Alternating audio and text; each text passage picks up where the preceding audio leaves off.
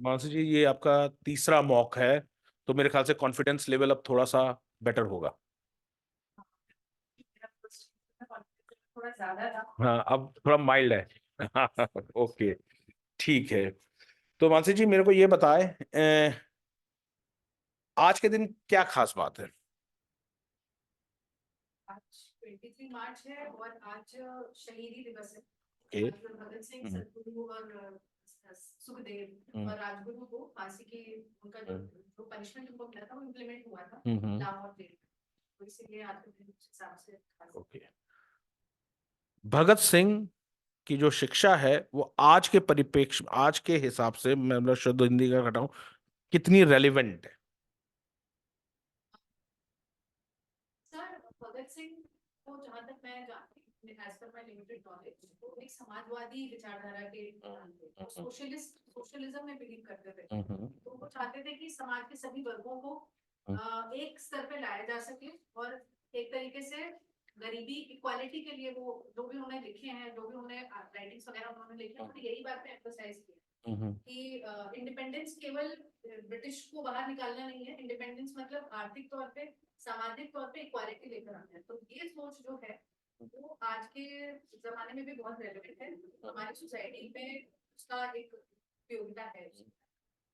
ये prevention of money laundering act जो PMLA चल रहा है, इसके बारे में ये क्या बहुत ज्यादा कठोर कानून है? अब देख रहे होंगे कि कई मतलब बड़े बड़े व्यक्तियों के खिलाफ एक ऐसा एक्शन ले रही है। आप क्या समझती हैं पीएमएलए के बारे में? मनी लॉन्ड्रिंग एक्ट, उसके प्रोविजंस, मैं as per my limited knowledge मुझे उसकी प्रोविजंस वर्ड बाय वर्ड याद तो नहीं है, लेकिन ये कहा जा सकता है कि एक तरीके से करप्शन को कम करने के लिए बहुत ही रेलेवेंट एक्ट है, क्योंकि जितने भी हमारे पॉलिटिकल फंक्शनरी हैं या जितने भी नेता हैं या राजनीति से जुड़े या बिजनेस से जुड़े जो लोग हैं, उनको एक तरीके से उन पे एक्शन लेने के लिए बहुत रेलेवेंट एक्ट है मेरे हिसाब से। तो पहले जो मनी लॉन्ड्रिंग का जो एक्ट था और जो पीएमएलए है, उसमें क्या विशेष अंतर आया? अच्छा, ठीक। अच्छा, अभी दिल्ली के जो मुख्यमंत्री साहब हैं, उनको जो उनके खिलाफ जो एक्शन लिया गया वो है, तो अब दिल्ली किस तरीके से गवर्न हो सकती है? क्या जेल से दिल्ली चल सकती है? जेल से प्रदेश सरकार चल सकती है? दिल्ली एक तरीके से एक union territory which has a special status. Article 239 ए में बोला गया है कि जो दिल्ली है उसका जो नॉमिनल हेड होगा वो एलजी होगा, लेफ्टिनेंट गवर्नर होगा, और उसकी एक असेंबली भी रहेगी। तो मेरे हिसाब से जैसे हम बोलते हैं कि आर्टिकल 356 में क्या होता है कि अगर फेलियर ऑफ स्टेट मशीनरी हो जाता है तो प्रेसिडेंट रूल लागू किया जाता है स्टेट में। तो इन इन सिचुएशन जहाँ पे लगता है सरकार को कि कॉन्स्टिट्यूशन के हिसाब से अगर मुख्यमंत्री जेल में है तो शायद वो उतना अच्छे से काम ना कर पाए स्टेट का एडमिनिस्ट्रेशन। हम्म। तो इस सिचुएशन में एलजी को मतलब तो एलजी साहब टेक ओवर कर लेंगे दिल्ली को? कर सकते हैं कर सकते मेरे हैं, हिसाब ओके। से। ओके। मुझे लगता है कि जब गवर्नर को ये राइट होता है स्टेट में, कि अगर गवर्नर को लगता है कि कॉन्स्टिट्यूशनल मशीनरी पे खतरा है स्टेट, तो प्रेसिडेंट रूल लागू हो जाता है, उस तरीके से हो ओके, जाता है। ठीक है। तो दिल्ली में लेफ्टिनेंट गवर्नर को क्या क्या शक्तियां प्राप्त है? अलग से सरकार को नहीं है, दिल्ली सरकार को नहीं है, दिल्ली गवर्नर, लेफ्टिनेंट गवर्नर को कौन कौन से? हम्म। बस हम्म। पुलिस हम्म। फोर्स और ये दो तीन चीजें हैं जो उनके कंट्रोल में मानी जा अच्छा, सकती ठीक है, ठीक है, ठीक है। सर, ये आप ये बताएं कि वर्तमान समय में भारत में जो लोकतंत्र है उसकी स्थिति क्या है? है। डेमोक्रेसी मतलब अभी आप लोकतंत्र को मजबूत स्थिति में देखते हैं या उसमें कुछ कमियां या खामियां हैं अभी?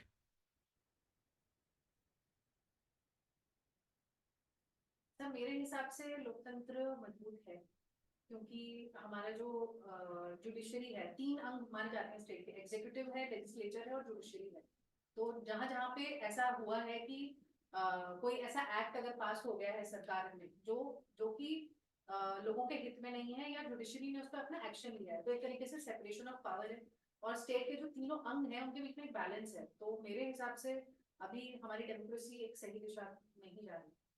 चलिए, जब वर्तमान समय में कृषि क्षेत्र में सरकार की कुछ पहल हुई है जिससे कि हमारा कृषि क्षेत्र अग्रणी हो रहा है, यानी कि बढ़ रहा है, धीरे धीरे ग्रो कर रहा है, तो कुछ विशेष पहलों के बारे में आप बताएं जो सरकार ने की है स्टेट ओवरऑल। उसमें एक है सबसे पहले तो 2015-16 में एक स्कीम लॉन्च की गई थी, प्रधानमंत्री कृषि सिंचाई योजना, जिसमें कि ड्रिप इरिगेशन और माइक्रो इरिगेशन फैसिलिटीज के लिए सरकार ने प्रोत्साहन दिया था, सब्सिडी प्रोवाइड करती है सरकार। उसके अलावा प्रधानमंत्री फसल बीमा योजना, जिसमें कि किसानों को अगर क्लाइमेट की वजह से उनका फसल बर्बाद हो जाती है तो उनको उसके लिए इंश्योरेंस मिलेगा। पीएम किसान सम्मान निधि, जिसमें कि किसानों को क्वार्टरली बेसिस पे उनको एक अमाउंट डायरेक्ट बेनिफिट ट्रांसफर के थ्रू दिया जाता है। उसके अलावा स्टेट गवर्नमेंट की अगर हम बात करें तो यहाँ पे मुख्यमंत्री बागवानी योजना चल रही है डिपार्टमेंट ऑफ हॉर्टिकल्चर की। उसके अलावा अभी रिसेंटली स्टेट गवर्नमेंट में एमएसपी अनाउंस किया गया है मंडुआ के लिए। माइक्रो जो सॉरी मिलेट क्रॉप जो उनको प्रोत्साहित किया जा रहा है स्टेट गवर्नमेंट के लेवल पे। और उसके अलावा मेडिसिनल और एरोमेटिक प्लांट्स को एनकरेज करा जा रहा है।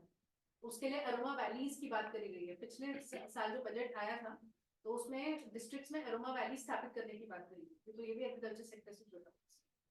तो एक और चीज बताएं आप कि भारत की जो अर्थव्यवस्था है उसमें पिछले 5 से 10 सालों के बीच कुछ चेंजेस किए गए हैं जिससे कि इकोनॉमी थोड़ी हमारी प्रधानमंत्री भी अभी कुछ दिन पहले अभी बता रहे थे वो कि हमारी इकोनॉमी 11 से सीधा इधर थर्ड पे पहुंच गई। तो क्या क्या ऐसे मेजर्स किए सरकार ने जिसकी वजह से ऐसा हुआ है? सर एमएस स्टार्टअप पॉलिसी जो लॉन्च करी गई, स्टार्टअप पॉलिसी ने हमारे जो इनोवेशंस को एनकरेज करा है ग्राउंड लेवल से। उसके अलावा एमएसएमईज के लिए अलग से एक पॉलिसी लॉन्च करी गई, एमएसएमईज को प्रमोट किया गया है और at a better level. PMFME करके प्रधानमंत्री फॉर्मलाइजेशन ऑफ माइक्रो एंटरप्राइजेस करके एक योजना लागू करी गई है, जिसके तहत one district one product scheme launch करी गई है, जिसमें क्या है कि एक डिस्ट्रिक्ट चाहे प्रोडक्ट आइडेंटिफाई करके उसको मार्केटिंग करी जा रही है। तो ऐसे ग्राउंड लेवल पे छोटे इंडस्ट्रीज और सूक्ष्म उद्योगों के प्रति काफी काम किया गया है, जिसकी वजह से मुझे लगता है कि एंटरप्रेन्योरियल कल्चर बन गया इंडिया में, अनएम्प्लॉयमेंट भी कम हुई है और एक तरह से हमारी इकोनॉमी भी। अच्छा, इसमें इंफ्रा का कोई रोल नहीं लगता आपको? एक स्कीम लॉन्च करी गई थी इंफ्रास्ट्रक्चर के लिए, पीएम गति शक्ति, जिसमें कि सारे जितने भी डिपार्टमेंट्स हैं उनके काम को कोऑर्डिनेट करने के लिए इंफ्रास्ट्रक्चर के लेवल पर उसको भी 2020-21 में लॉन्च किया अच्छा, गया। आपने ईज ऑफ डूइंग का भी जिक्र नहीं किया।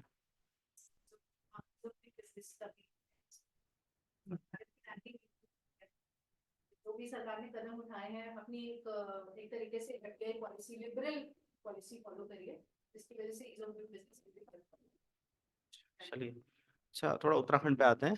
उत्तराखंड के बारे में नॉलेज आपकी, शायद पिछली बार हम बात कर रहे थे, कुछ चीज़ें आपने बताई थी और कुछ आपको लगा था ऐसा कि और पढ़ेंगे आप। तो उत्तराखंड के बारे में आप ये बताएं कि धारचूला, शायद मैंने पिछली बार भी आपसे पूछा था, तो धारचूला के बारे में 5 विशेषता बताएं।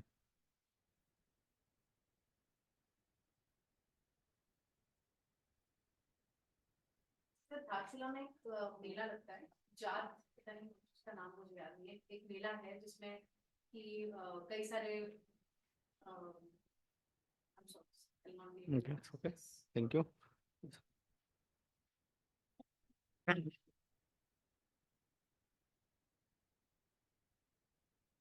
मानसी जी, आप अभी इंफ्रास्ट्रक्चर बूस्ट की बात कर रही थी। मेरा आपसे सवाल है कि ये सेतु भारतम प्रोजेक्ट क्या है गवर्नमेंट ऑफ इंडिया का? Sorry, sir. कोई बात नहीं, सेतु समुद्रम के बारे में मैंने पढ़ा तो था बट अभी not be able to। कोई बात नहीं। डेडिकेटेड फ्रीट कॉरिडोर के बारे में डेडिकेटेड फ्रेट कॉरिडोर जो है वो जैसे अमृतसर कोलकाता को लिंक करने के लिए, बड़ी सिटीज को लिंक करने के लिए रेलवेज का ही प्रोजेक्ट है जिसमें कि अमृतसर को कोलकाता से लिंक किया गया है। आर यू श्योर अमृतसर है या लुधियाना है? North south east west corridor है जिसमें क्या है कि वो जो रेलवेज का जो एक प्रोजेक्ट है, अब जो पैसेंजर ट्रेन्स है और जो फ्रेट कॉरिडोर क्या है कि वो केवल माल ढुलाई के लिए इस्तेमाल किया जाएगा उनको। तो एक तरीके से ट्रेड प्रमोशन का ही काम रहेगा। इससे मतलब ट्रेड को बढ़ावा मिलेगा, आपस में कनेक्टिविटी बढ़ेगी सिटीज की, तो एक्सचेंज ऑफ रॉ मटेरियल और फाइनल फिनिश प्रोडक्ट्स बढ़ेगा। अच्छा, मानसी जी, आपको नहीं लगता कि एक व्यक्ति जो अंडमान एंड निकोबार में रहता है या लक्षद्वीप में रहता है या केरल में रहता है, फॉर दैट मैटर अरुणाचल में रहता है, उसका एक केस है जो अब हाई कोर्ट से सुप्रीम कोर्ट ट्रांसफर हो चुका है, अब अंडमान के व्यक्ति को बार बार दिल्ली आना पड़े, आपको नहीं लगता कि यह अन्याय है उसके साथ? सुप्रीम कोर्ट की एक बेंच बननी चाहिए, और अगर बननी चाहिए तो वो ज्योग्राफिकली वो कहाँ लोकेटेड हो आपके हिसाब से, ताकि देशवासियों को उसका बड़ा फायदा हो सके?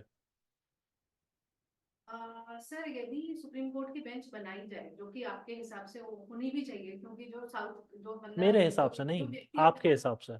जो व्यक्ति अंडमान में रहता है उसके लिए ये मुश्किल है। जी। तो इसमें हम डिजिटल सर्विसेज का बहुत यूज किया जा सकता है। इसमें एक स्कोप है कि अच्छा। आप ऑनलाइन, जैसे हमने पैंडेमिक के दौरान देखा, जब लोग कोर्ट्स में नहीं जा पा रहे थे, तो कई सारे केसेस जो हैं वो ऑनलाइन ही हल किए गए।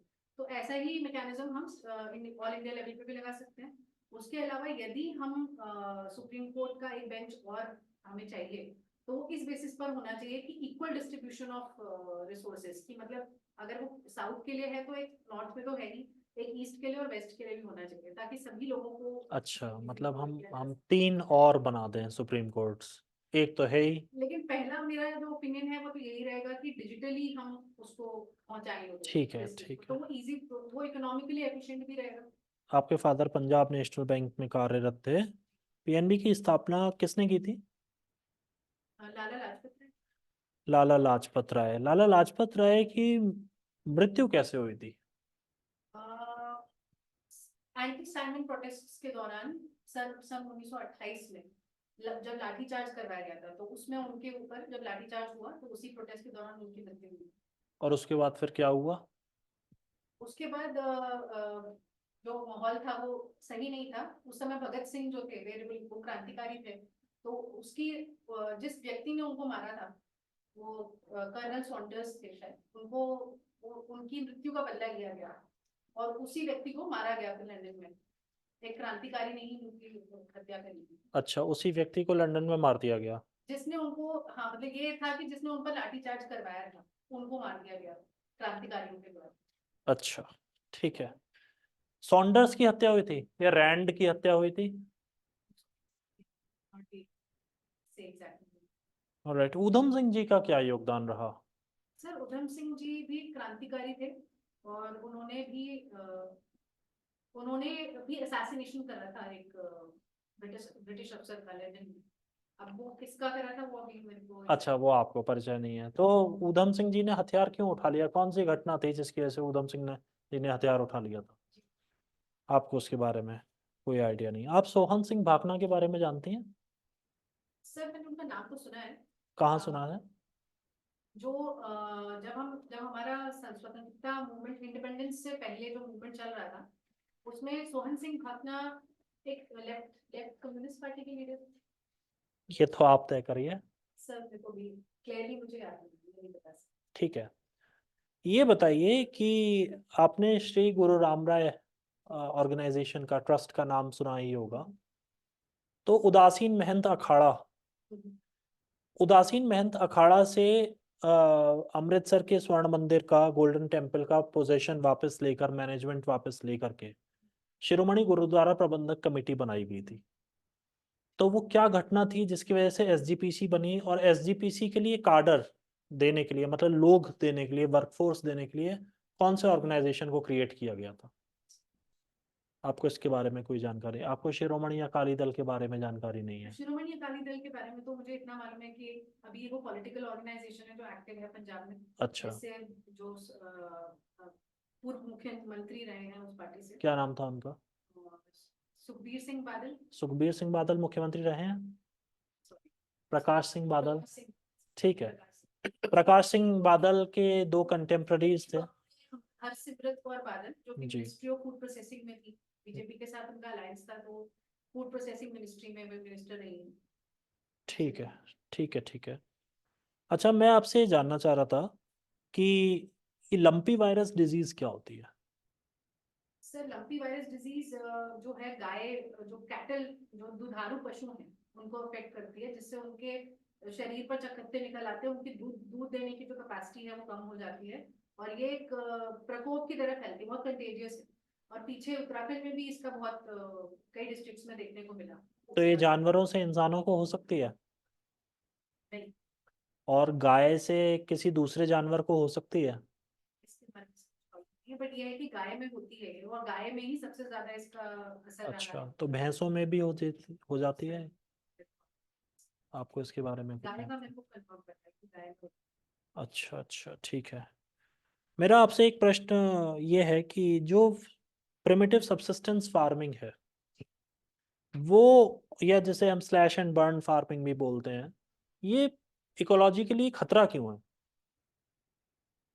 सर पहली बात तो ये कि जब जो आप जला रहे हैं पराली को या किसी भी चीज को, तो एयर पोल्यूशन होगा उससे। अच्छा, और दूसरी बात कि अब जब आप जला देते हैं पराली को, तो उसके बाद उस सॉइल को खाली छोड़ दिया जाता है, एक तरीके से उसको खाली छोड़ दिया जाता है, फॉलो छोड़ दिया जाता है कुछ समय के लिए।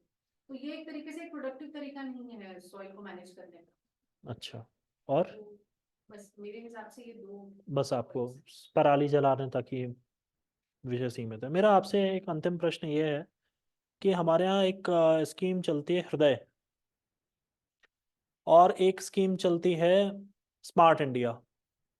तो क्या आपको नहीं लगता कि जो smart city, sorry smart India नहीं, स्मार्ट सिटी, तो स्मार्ट सिटी का और हृदय का जो मैंडेट है, जिसके लिए वो बनाई गई है, वो ओवरलैप करता है एट टाइम्स? सर ओवरलैप तो करता है हाँ, लेकिन ये कह सकते हैं कि जो स्मार्ट सिटी स्कीम है उसमें कुछ नई चीजें ऐड करी गई हैं, जैसे पब्लिक। हृदय का मैंडेट क्या है? सर हृदय का मैंडेट है कि सस्टेनेबल सिटीज को, मतलब सिटीज को सस्टेनेबल बनाना, उनकी कौन सी infrastructure, सिटीज? बड़ी सिटीज। बड़ी सिटीज। और जो स्मार्ट सिटीज है उनमें क्या है कि जैसे ये बोला गया है कि पब्लिक कन्वेंस यूज करो, बसेस का प्रमोशन करो, पोल्यूशन की भी बात करी गई है, क्लीन क्लीन एयर की भी बात करी गई है, एनवायरनमेंट की भी बात करी गई है स्मार्ट सिटीज में कुछ एडिशनल फीचर्स। तो फिर अमृत का मैंडेट क्या है? तो 3 योजनाएं, स्मार्ट सिटी है, अमृत है, हृदय है, सब सिटीज से रिलेटेड है, ऐसा क्यों है भाई, क्या करना है?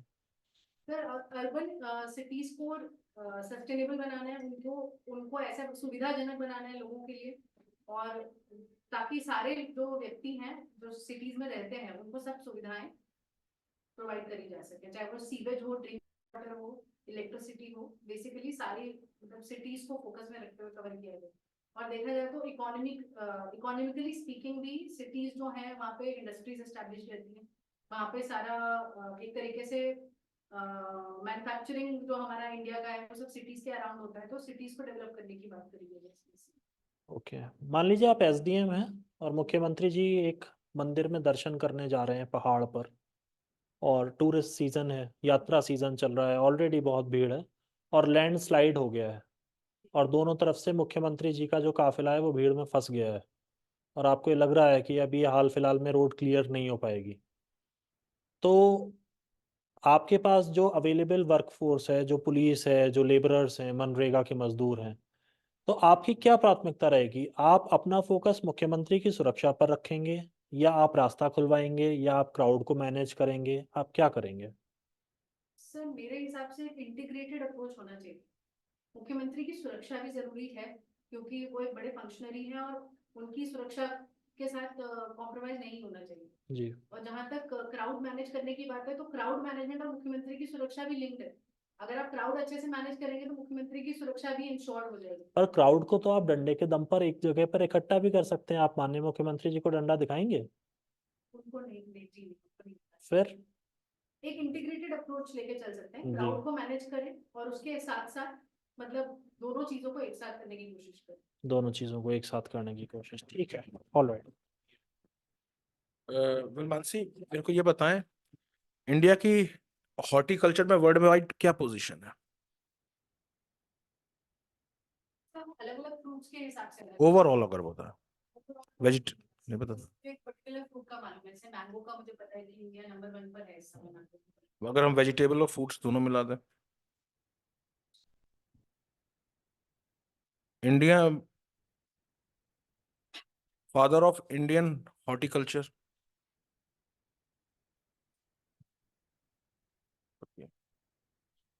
नेशनल हॉर्टिकल्चर बोर्ड का जो हेडक्वार्टर है वो कहाँ है? ये अंशी जी, मतलब इस चीज़ पे ध्यान रखिएगा, आप हॉर्टिकल्चर के लिए दे रहे हैं, ठीक है? ओके, तो हम आपको 5 मिनट्स के अंदर फीडबैक दे रहे हैं आपको, ठीक है? Thank you.